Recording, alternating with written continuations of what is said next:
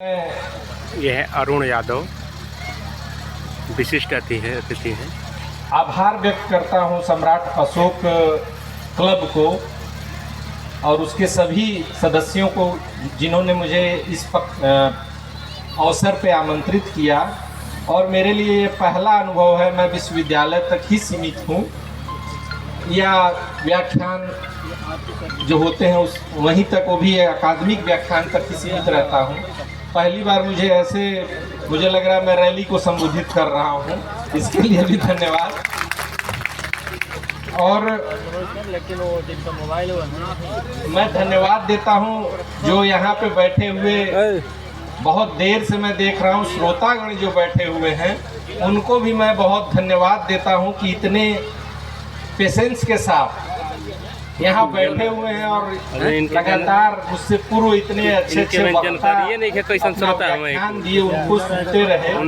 और मैं अभी अपेक्षा करूँगा कि मेरी भी बातों को 10-5 मिनट जो भी बोलूँ उसको भी धैर्यपूर्वक सुनेंगे, क्योंकि वक्ता का जो कार्य होता है बड़ा कठिन होता है। नहीं, श्रोता का कार्य बड़ा कठिन होता है, वक्ता बड़ा आसान होता है। मैं बोलूँगा, आप लोग सुन रहे हैं। इसकी व्याख्या करते हुए बतलाया गया है कि श्रोता जो होता है ग्रहणशीलता का प्रतीक है। कान जो है ग्रहणशीलता का प्रतीक है, जबकि आंख जो है, जो देख रहा है, वह लोचन। जैसे हम लोग को कोई घूर के बहुत देर तक देखे, किसी स्त्री को कोई घूर के देखे देर तक, तो उसको बोला जाएगा बड़ा लुच्चा है। यानी देर तक अगर आप किसी को देख दिए तो उसको बड़ा गलत दृष्टि से देखा जाता है। लेकिन अगर आप ध्यान से मुझे सुनेंगे तो मुझे बड़ा अच्छा लगेगा, क्योंकि आप ग्रहण कर रहे हैं। तो श्रोता जो होता है, अगर अच्छा न मतलब अगर नहीं ध्यान देता है तो हम लोगों को बुरा लगता है। ये दो अंगों में विभेद है। खैर, मैं अपनी बातों पे आता हूँ, आप सभी को धन्यवाद देते हुए।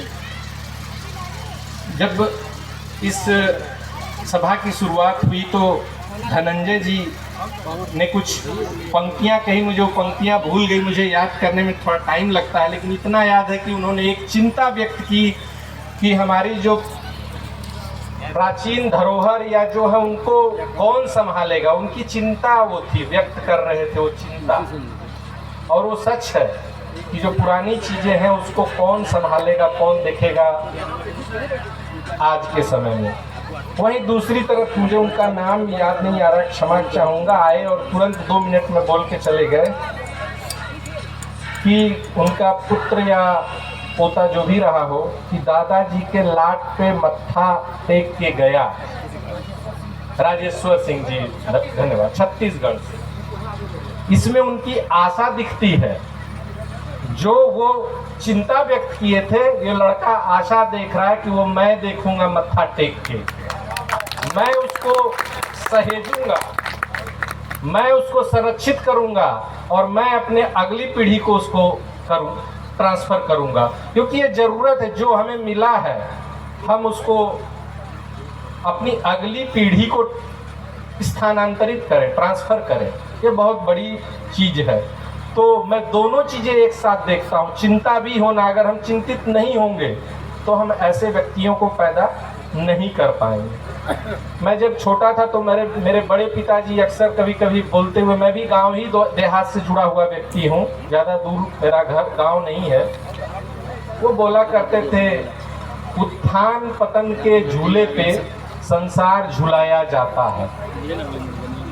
ये जो संसार या हमारा जीवन है, ये इन दोनों चीज़ों पे हमेशा झूले के समान है। आप ध्यान दीजिएगा, जब हम झूले पे बैठते हैं तो निचले पायदान पे बैठते हैं, सीधे ऊपर नहीं चले जाते हैं। और जब झूला चलने लगता है तो हम सबसे ऊपर जाते हैं। जब एकदम टॉप पे पहुंच जाते हैं तो उसके बाद कोई जगह नहीं रहती कि उससे ऊपर आप चले जाइएगा। आपको फिर नीचे आना है, फिर निचली पायदान पे आइएगा। हम लोगों के जीवन में भी इसी तरह चीज़ें होती हैं। कभी हम सुखी होते हैं तो समझ लीजिए कि हम उस ऊंचाई पे हैं, जब दुखी होते हैं तो समझ लीजिए डाउन पे हैं। और कभी भी निराश नहीं होना चाहिए, क्योंकि जब नीचे आ गए तो झूला ऊपर की ही तरफ जाएगा। और जो ऊपर है तो ये भी मान के चलिए कि अब हमारा नीचे भी जाएगा, 4 दिन लगे 10 दिन लगे, तो घबराना नहीं चाहिए। अब मैं इसको बौद्ध धर्म से जोड़ता हूँ। क्या आपको लगता है कोई भी धर्म, दुनिया का ऐसा कोई भी धर्म हो, जब अपने टॉप पे पहुंच जाता है, जब अपनी ऊंचाई पे पहुंच जाता है, क्या बुद्ध की थ्योरी जिन्होंने उत्थान पतन की बात की कि हर क्षण हर चीज परिवर्तित हो रही है, तो उनके पे एप्लीकेबल नहीं होगा? उनके रिलीजन पे, उनके मानने वाले पे, हर चीज पे वो उनके पे भी उतना ही एप्लीकेबल है। और एक समय आया जब टॉप पे पहुंचा, तो उसके बाद वो समय आया कि वो डिक्लाइन, नीचे गिरता चला गया कि ऐसी परिस्थिति आई कि हम भारत के सबसे महानतम पुत्र, मैं बोलता हूँ सबसे महानतम पुत्र अपने गौतम बुद्ध को हम भूल गए।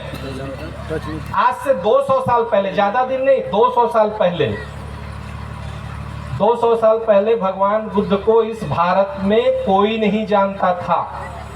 उसका उदाहरण दे रहा हूं। आप लोग जागरूक हैं, इस संस्था से जुड़े हुए हैं तो जानते हैं। जरा और गांव में और जाइएगा, जरा पूछिएगा भगवान बुद्ध को जानते हैं, जरा नाम पूछिएगा कि ठीक है उनके माँ का नाम बता दो। मैं चैलेंज दे रहा हूँ यहीं बैठे बैठे कि पिताजी का नाम बता दो, कोई नहीं बता पाएगा।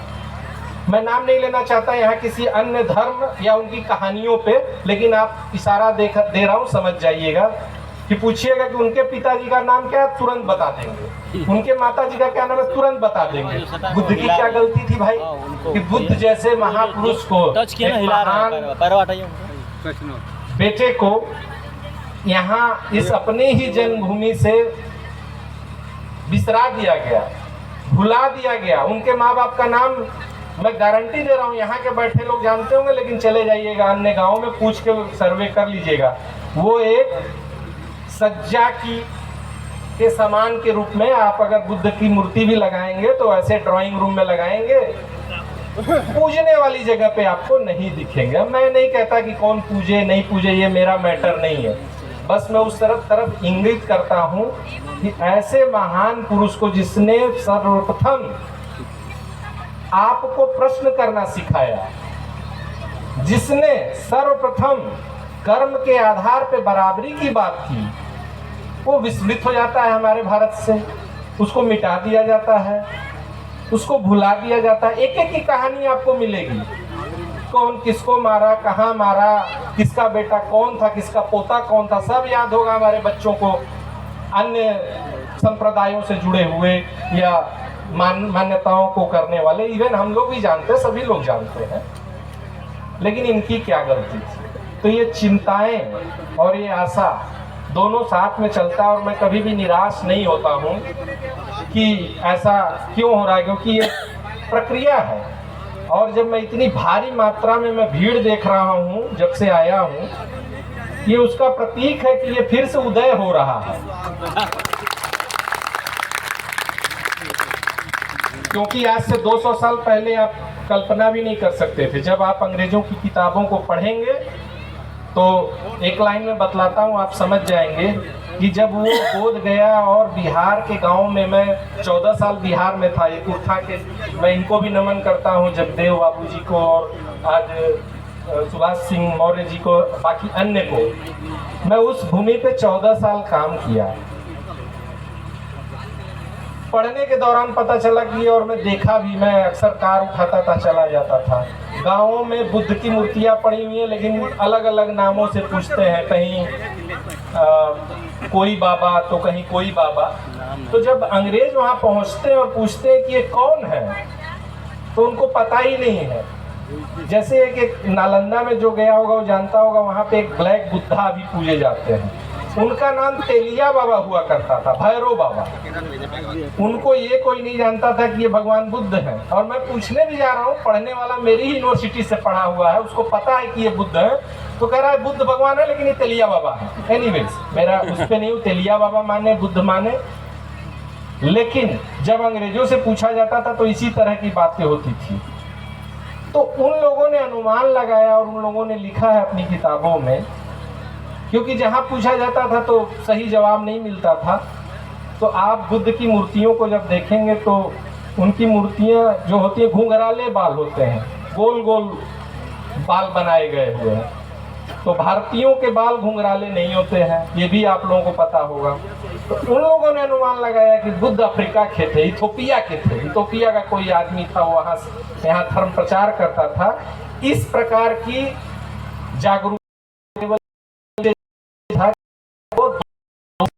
नहीं वो जिनकी इंगित किया इससे पूर्व के तो पढ़े जाने जो थे। राजा अशोक को ये माना जाता कि वो श्रीलंका के राजा थे, मतलब भारत का सबसे महानतम शासक के बारे में इतना इग्नोरेंस, इतना अज्ञान था कि उसको श्रीलंका से जोड़ा जाता था। धन्य हो ये अंग्रेज जो प्रिंसेप इत्यादि कनिंघम जिन्हें इन्होंने खोजा और बताया, तब हम जान पाए ये हमारा महानतम सम्राट रहा है जिसने पूरे भारत को एकत्रित किया पहली बार। तो जो कहते हैं ना कि जो अपना इतिहास नहीं जानता, इतिहास उसको भी याद नहीं रखता है। तो बेहतर है कि हम अपने इतिहास को जानें, हर तरह के इतिहास, ऐसा नहीं किसी को छोड़ देना, किसी को पकड़ना, हर इतिहास को जानना चाहिए। मैं तो बात उसकी कर रहा हूँ जिसको छोड़ दिया गया, जो जान रहा है अच्छी बात है, जिसको छोड़ा गया उसको भी जानना चाहिए। और एक ज़्यादा पहले नहीं, 60-70 साल पहले एक भिक्षु थे, विद्वान भिक्षु, प्रोफेसर शांति भिक्षु शास्त्री की मैं एक पंक्ति कोट करना चाहता हूँ कि उन्होंने बोला कि इतिहास में वही व्यक्ति, राजा को मान लीजिए, वही जीवित रहा है जिसने या जिसके बारे में लिखा गया हो। अशोक के बारे में हम इसलिए जान पा रहे हैं क्योंकि उनके बारे में लिखा गया है, उन्होंने खुद लिखा